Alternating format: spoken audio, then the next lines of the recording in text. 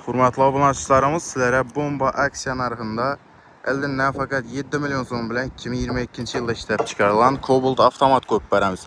7 milyon son pul, həm bir pasport bilən gələsilə, həmmə işlərinizi bitirib bərvərəmiz dostlar. Bank xəracatı, notarius qəyi, həmmə xəracatı içində bitədi 7 milyonlu. 2022 maşı 100% radno, 4 dənə yaxşısına yumuşaq balon qoyulan. 106.000 kilometr tuttu. Pokoleniya metan qazonla atılan yumuşaq balon, həmmə iş təyar. Özün radno çexollarında 106.000 kilometr yürgən CC3 monitor koyulan maşinamıza minişə təyar. Heç qanday rasxod etmişlər dostlar. Salon xalətləri amakuratni görüşləriniz mümkün. Kuzufunda umuman kırılğan, çizilğan, daş atqın yerləri yox. Balonları paket. Bağaç tərəfindən görüb çıxamız.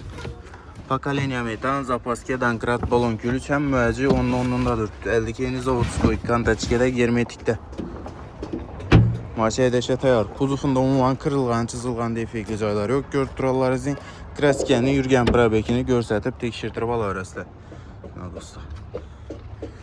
Maşin minişə təyar.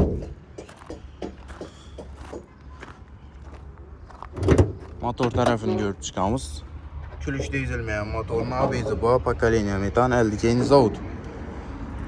Maşının aliciyyətən narxı 120 milyon sonundan gəlişib bərlədi. Kredit alamanda 7 milyon son pul, həm bir pasport nəkkələsilən işləriniz bitədi. Aylıqı 4 milyon 200 mindən 5 yıla çıxadı dostlar. Yox, aylık dolu okunma təkəndə başqa bankdan həm çıxarıb bərabərəmiz 17 milyon əlindən dolav ətəsilə. Notarius qəyi xəracatları zad delini, aylık dolavı 3 milyon sonundan 5 yıla çıxadı. BMA gəlib xarid qılavrəsilə. Bartera maşinlər olsam gəlişilgən baxalada hesablab alamız. Üstünü pulunam gəlişdirib çiraylı narxada sizlərə savda qılıb bərəmiz. Gəlavrəsilə kütəmiz. Like'larını basıb, kommentariyada öz fikirlərinizi bildirib, qollab quvadlab dursanızlar. Şimdi çiraylı narxada sizlərə maşinlarını qoyub bərişdən Bağatəki ülkə hafta savda caması çərçəmid. Gəlavrəsilə mələriniz kütəmiz dostlar. Rəhmət.